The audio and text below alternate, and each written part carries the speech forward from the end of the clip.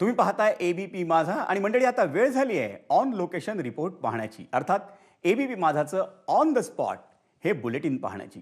माझे रिपोर्टर सहकारी दिवसभरातल्या घडामोडींची अगदी सविस्तर बातमी तुम्हाला सांगणार आहेत, तीही थेट घटनास्थळावरून। पाहूयात ऑन द स्पॉट।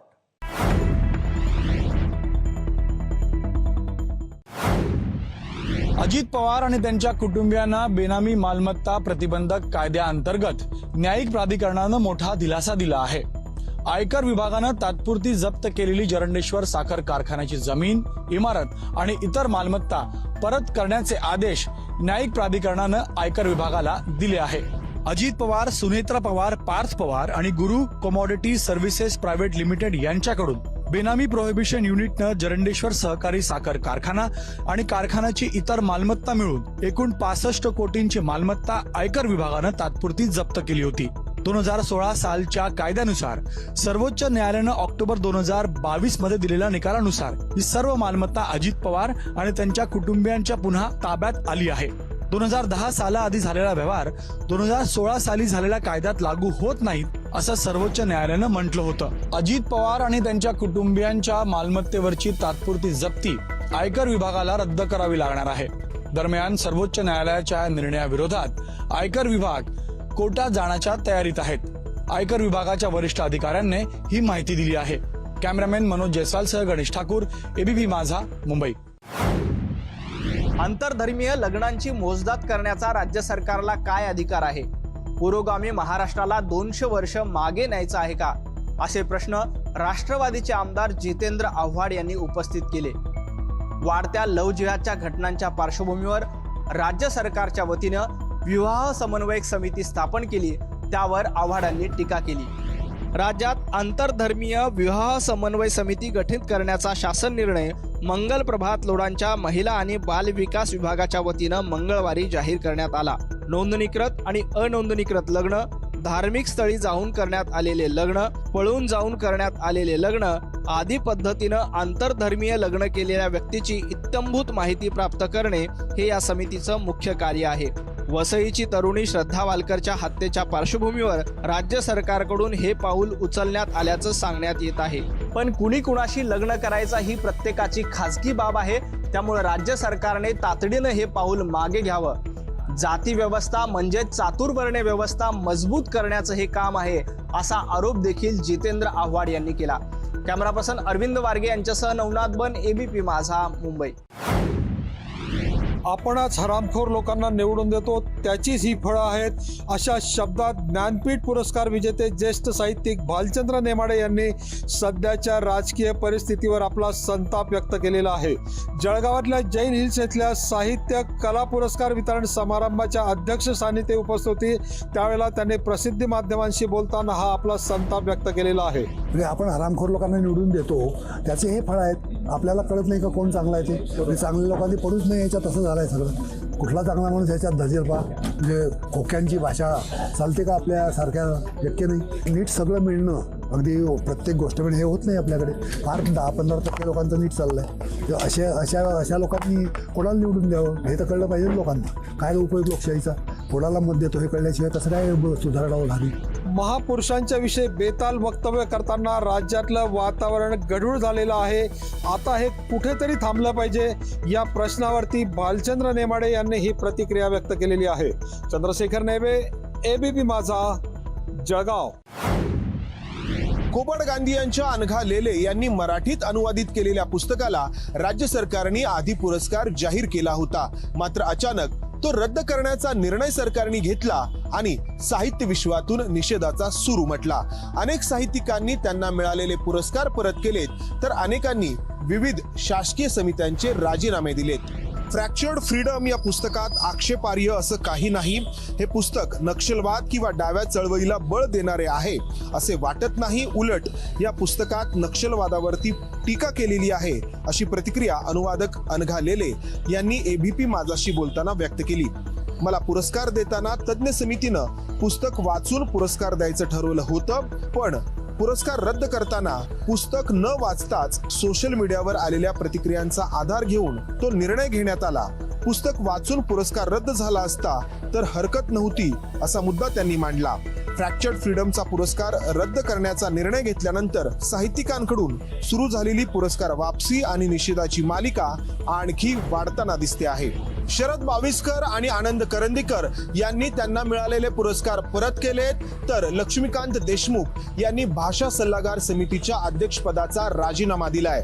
त्याचबरोबर विनोद शिरसाट, प्रज्ञा पवार आणि कवी नीरजा यांनी साहित्य संस्कृती मंडळाच्या सदस्यत्वाचे राजीनामे दिलेत. परंतु या मंडळाचे अध्यक्ष सदानंद मोरे यांनी सरकारची पाठराखण करत राजीनामा देण्यास नकार दिलाय. कॅमेरामन विजय राऊत, मंदार गोंजारी, एबीपी माझा, पुणे. निवडणूक चिन्ह गोठवण्याच्या निर्णयाविरोधात शिवसेनेच्या ठाकरे गटानं पुन्हा दिल्ली हायकोर्टामध्ये धाव घेतलेली आहे. खरं तर मागच्याच महिन्यामध्ये दिल्ली हायकोर्टानं शिवसेनेची ही याचिका फेटाळलेली होती, पण आता शिवसेनेनं दुसऱ्यांदा ही याचिका केलेली आहे. 8 ऑक्टोबर रोजी केंद्रीय निवडणूक आयोगानं धनुष्यबाण हे चिन्ह गोठवून शिंदे आणि ठाकरे गटाला 2 वेगवेगळी चिन्ह बहाल केलेली होती. पण या संपूर्ण प्रक्रियेमध्ये निवडणूक आयोगानं नियमांचं पालन केलेलं नाहीये असा दावा करत शिवसेनेनं दिल्ली हायकोर्टामध्ये धाव घेतलेली होती. खरं तर सुप्रीम कोर्टानं हिरवा कंदील दिल्यानंतरच निवडणूक आयोगाची कार्यवाही सुरू झालेली होती. पण या संपूर्ण प्रक्रियेमध्ये न्यायक्षेत्र दिल्ली हायकोर्ट असल्यामुळं शिवसेनेनं दिल्ली हायकोर्टामध्ये धाव घेतलेली आहे. एकीकडे सत्ता संघर्षाचं प्रकरण 10 जानेवारीपर्यंत लांबणीवरती पडलेलं आहे आणि निवडणूक आयोगामध्ये सुद्धा पुढची सुनावणी 10 जानेवारीलाच होणार आहे. त्याआधी दिल्ली हायकोर्टामध्ये ही याचिका ठाकरे गटानं केलेली आहे. आधी दिल्ली हायकोर्टामध्ये एकसदस्यीय पीठानं ही याचिका फेटाळलेली होती. आता 2 सदस्यीय पीठापुढे ही याचिका करण्यात आली आहे. कॅमेरामॅन नितीनसह प्रशांत कदम, एबीपी माझा, नवी दिल्ली. राज्यातल्या दुष्काळाचा सामना करण्यासाठी 2015 साली राज्य सरकारनं अल्पभूधारक शेतकऱ्यासाठी एक योजना सुरू केली होती. या योजनेमधून 3 रुपये किलो तांदूळ आणि 2 रुपये किलो गहू शेतकऱ्यांना मिळत होता. साधारणपणे 37 लाख शेतकऱ्यांना या योजनेचा लाभ होत होता. पण ही योजना राज्य सरकारनं टप्प्याटप्प्याने बंद केली आहे. या काळामध्ये महाराष्ट्रामध्ये दुष्काळी परिस्थिती होती. सलग 3 वर्ष काही भागामध्ये दुष्काळ होता. परंतु गेल्या 3 वर्षापासून हे चित्र पालटत चाललेलं आहे. गेल्या 3 वर्षापासून महाराष्ट्र अतिवृष्टीशी झुंजतोय. तरी सुद्धा खरीप गेला, रबी हाताशी लागतेय. ही योजना बंद करण्यामागचं राज्य सरकारचं धोरण असावं. ही योजना पुन्हा सुरू करावी अशी मागणी काही भागातनं होत असली, काही ठिकाणी मोर्चे निघत असले तरी राज्य सरकारच्या हेही लक्षात आलंय की काही रेशन धान्य दुकानदार आणि काही लाभार्थी या योजनेतून विकत घेतलेला गहू आणि तांदूळ काळ्या बाजारामध्ये विकून नफा कमवत होते. कॅमेरा पर्सन काकासाहेब कांबळेसह मी राहुल कुलकर्णी, एबीपी माझा, उस्मानाबाद. ठाकरेंच्या शिवसेनेचे कोकणातील आमदार राजन साळवी यांची अँटी करप्शन ब्युरोच्या अलिबाग येथील कार्यालयात तब्बल 4.5 तास चौकशी करण्यात आली. या चौकशीमध्ये राजन साळवी यांच्या नातेवाईकांच्या मालमत्तेसंदर्भात देखील विचारणा करण्यात आली. खुद्द राजन साळवी यांनीच याची माहिती प्रसारमाध्यमांना दिली आहे. एसीबीनं आपल्याला आणखीन काही माहिती 20 जानेवारी पर्यंत देण्यास सांगितल्याचंही साळवी यांनी स्पष्ट केलं. रडायचं नाही, आता लढायचं असा नारा देत आणि शक्ती प्रदर्शन करत आमदार राजन साळवी हे शेकडो कार्यकर्त्यांसह अलिबागच्या एसीबी कार्यालयात हजर झाले होते.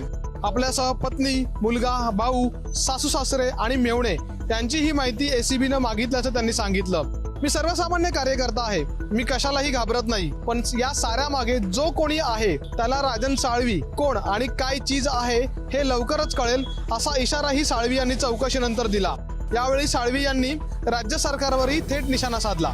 एसीबीची नोटीस आल्यानंतर राजन साळवी यांनी दाखवलेली आक्रमकता आणि चौकशी अंती दिलेला इशारा पाहता आगामी काळात कोकणात त्याचे राजकीय पडसाद उमटण्याची शक्यता वर्तवण्यात येत आहे. अमोल मोरे, एबीपी माझा, अलिबाग, रायगड. बीएमसी मधील महाविकास आघाडीच्या माजी नगरसेवक आणि मुख्यमंत्री एकनाथ शिंदे यांना तक्रारीचं पत्र लिहिलं आहे. सध्या बीएमसी मध्ये प्रशासक म्हणून काम बघत असलेले आयुक्त इक्बाल सिंग चहल यांच्या कार्यकाळातील कामांमुळे आणि घेतल्या जात असलेल्या निर्णयांमुळे मुंबई महापालिकेचा दर्जा खालावत जात असल्याची तक्रार या पत्रामध्ये केली आहे. मुंबई महापालिकेतल्या नगरसेवकांचा कार्यकाळ मार्च 2022 मध्ये संपुष्टात आला. त्यानंतर महापालिका आयुक्त या नात्यानं इक्बाल सिंग चहल हे प्रशासक म्हणून बीएमसीचा कारभार पाहत आहेत. पण त्या कारभारात पारदर्शकता आणि उत्तरदायित्वाचा अभाव दिसत आहे. बीएमसी अधिकाऱ्यांच्या मनमानी पद्धतीने बदल्या करण्यात येत आहेत असा आरोप या पत्रातून करण्यात आला आहे. त्यासोबतच गैरव्यवस्थापन आणि वित्तीय बेशिस्तीमुळे मुंबई महानगराचं नागरी प्रशासन आणि कारभार कोलमडला असल्याचं या पत्रात नमूद करण्यात आलं आहे. ठाकरेंच्या शिवसेनेसह काँग्रेस आणि राष्ट्रवादी काँग्रेसच्या माजी नगरसेवकांच्या या पत्रावर स्वाक्षऱ्या आहेत. या पत्रावर बीएमसी आयुक्त इक्बाल सिंग चहल यांनी सुद्धा स्पष्टीकरण दिलं आहे. बीएमसीचा कारभार 100% पारदर्शक असून आतापर्यंत केलेल्या कामांची, घेतलेल्या निर्णयांची आणि ठरावाची माहिती बीएमसीच्या वेबसाईटवर असून कुठल्याही प्रकारच्या चौकशीसाठी ही माहिती उपलब्ध असल्याचं आयुक्तांनी सांगितलंय. त्यासोबतच बीएमसीच्या गंगाजळीत मागील 2 वर्षात 10,000 कोटींची वाढ झाल्याचा उल्लेखही त्यांनी केला आहे. कॅमेरामन गजानन बाळापूरकर, मी वेदांत ने, एबीपी माझा, मुंबई. मुंबई पोलिसांच्या सूचनेनुसार महाविकास आघाडीचा महामोर्चा आता भायखळ्यातल्या जिजामाता उद्यानाऐवजी रिचर्ड्स अँड कुड्रास कंपनीपासून सुरू होईल. महाविकास आघाडीच्या वतीनं या मोर्चाला परवानगी मिळवण्यासाठी मुंबई पोलीस आयुक्त विवेक फणसळकर यांना पत्र लिहिण्यात आलं होतं. छत्रपती शिवाजी महाराजांविषयी राज्यपालांसह विविध नेत्यांकडनं झालेली वक्तव्य, शेतकऱ्यांचे प्रश्न आदी मुद्द्यांवर राज्य सरकारला जाब विचारण्यासाठी महाविकास आघाडीच्या वतीनं या महामोर्चाचं आयोजन करण्यात आलंय. या मोर्चासाठी महाविकास आघाडीच्या वतीनं जय्यत तयारीही करण्यात येते. त्यासाठी तिन्ही पक्षांच्या प्रमुख नेत्यांनी विरोधी पक्षनेते अजित पवारांच्या देवगिरी बंगल्यावर बैठका घेतल्या आहेत. हा मोर्चा भव्य होईल असा विश्वास महाविकास आघाडीच्या नेत्यांनी व्यक्त केलाय.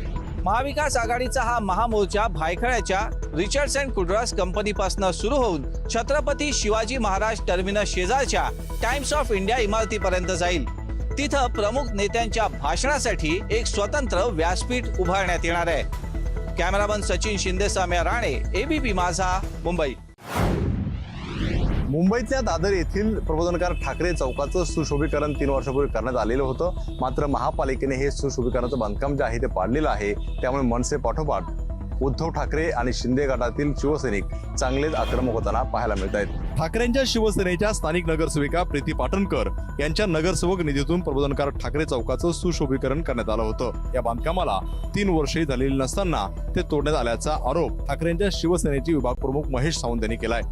या वाहतूक बेटाचं पुन्हा नूतनीकरण होणं म्हणजे जनतेच्या पैशांची उधळपट्टी असल्याचा आरोपही त्यांनी केलाय. मनसेचे उपशाखाध्यक्ष लक्ष्मण पाटील यांनी तर मुंबई महापालिकेकडून केवळ महिनाभरापूर्वी झालेलं नूतनीकरण तोडून टाकण्यात आल्याचा दावा केला आहे. मुंबई महापालिकेच्या जी उत्तर विभागाची ही कारवाई शिंदे गटाचे आमदार सदा सरवणकर यांना सुद्धा पटलेली नाही. म्हणून सदा सरवणकर यांनी जी उत्तर विभागात जाऊन याचा जाब विचारलाय. कॅमेरा अनिल संगारेसह राजू सुरणे, एबीपी माझा, मुंबई. राष्ट्रवादी काँग्रेसचे दिवंगत नेते वसंतराव पवार यांची कन्या आणि प्रख्यात नेत्ररोग तज्ज्ञ अशी ओळख असलेल्या प्राची पवार यांच्यावर झालेल्या प्राणघातक हल्ल्यामुळे नाशिकमध्ये एकच खळबळ उडाली आहे. प्राथमिक माहितीनुसार प्राची यांनी गोवर्धन परिसरात आपल्या फार्म हाऊसच्या प्रवेशद्वारावर लावलेली दुचाकी बाजूला घ्या असं सांगितल्याच्या रागातून एका अज्ञात व्यक्तीनं त्यांच्या हातावर धारदार शस्त्रानं 2-3 वार केले. त्यानंतर 3-4 जणांच्या त्या टोळक्यानं तिथून पळ काढला. स्थानिक नागरिकांनी प्राची यांना नाशिकच्या शहरातील पंडित कॉलनी परिसरातील त्यांच्याच खासगी रुग्णालयात उपचारासाठी दाखल केलं. त्यानंतर रात्री त्यांच्यावर शस्त्रक्रिया करण्यात आली. हातावरच्या जखमांमधून अति रक्तस्राव झाल्यामुळे त्या बऱ्याच काळ बेशुद्ध देखील होत्या. नाशिक ग्रामीण पोलीस आरोपींचा सध्या शोध घेत असून एका महिला डॉक्टरवर झालेल्या या हल्ल्यामुळे वैद्यकीय क्षेत्रातही खळबळ उडाली आहे. कॅमेरामन उमर बारागेसह प्रांजल कुलकर्णी, एबीपी माझा, नाशिक. केंद्रीय मंत्री नितीन गडकरी यांनी उपमुख्यमंत्री देवेंद्र फडणवीस यांना विदर्भाच्या औद्योगिक विकासासाठी विदर्भ इकॉनॉमिक डेव्हलपमेंट काउन्सिलने दिलेल्या प्रस्तावासंदर्भात एक पत्र लिहिलं आहे. नितीन गडकरींनी हे पत्र 5 डिसेंबर रोजी लिहिले आहे. त्यामध्ये गडकरींनी विदर्भ इकॉनॉमिक डेव्हलपमेंट काउन्सिलने अभ्यास करून दिलेल्या 4 प्रस्तावांचा उल्लेख केला आहे. गडचिरोली जवळ स्टील क्लस्टर, भंडाऱ्याजवळ फेरो अलॉयस क्लस्टर, नागपूर जवळ हेवी मशिनरी क्लस्टर आणि फ्लाय ॲश रिसर्च सेंटर असे हे 4 प्रस्ताव आहेत. विदर्भ इकॉनॉमिक डेव्हलपमेंट काउन्सिलने दिलेल्या या 4 प्रस्तावासंदर्भात राज्य सरकारने योग्य पावलं उचलावीत अशी विनंती गडकरींनी या पत्रात केली आहे. कॅमेरामॅन अतुल हिरडेसह रजत वसिष्ठ, एबीपी माझा, नागपूर. महाराष्ट्र कर्नाटक सीमा प्रश्नाच्या पार्श्वभूमीवर अक्कलकोट तालुक्यातील 11 गावांनी कर्नाटकात जाण्याचा ठराव केला होता आणि त्या पद्धतीचं निवेदन जिल्हाधिकाऱ्यांना दिलं होतं. या 11 गावांना अक्कलकोटच्या गट विकास अधिकाऱ्याकडून नोटीस पाठवण्यात आलेली आहे. या गावातील ग्रामसेवक आणि सरपंचांना ही नोटीस पाठवण्यात आली आहे. शासनानं गावाला सुविधा पुरवलेली असतानाही कर्नाटकात जाण्याचा ठराव पारित करण्यापासून ग्रामस्थांना परावृत्त करण्याची जबाबदारी सरपंच आणि ग्रामसेवकांची होती. पण तसं न करता ठराव पारित करण्यात मदत करण्यासाठी जबाबदार ठरवून तुमच्यावर कारवाई का करण्यात येऊ नये याचा खुलासा या सरपंच आणि ग्रामसेवकांकडून मागवण्यात आला आहे. त्यानंतर 11 पैकी 10 गावांचा खुलासा प्राप्त झाला असून त्यांनी आपले दिलेले ठराव आणि निवेदन मागे घेतलेले आहे, अशी माहिती अक्कलकोटचे गटविकास अधिकारी सचिन खुडे यांनी ABP माझाशी फोनवर बोलताना दिली. मात्र आळगी गावाच्या बाबतीत मात्र कुठलाही खुलासा अद्याप प्राप्त झालेला नाही. कॅमेरामन अजित देशपांडेसह सुनील दिवाण, ABP माझा.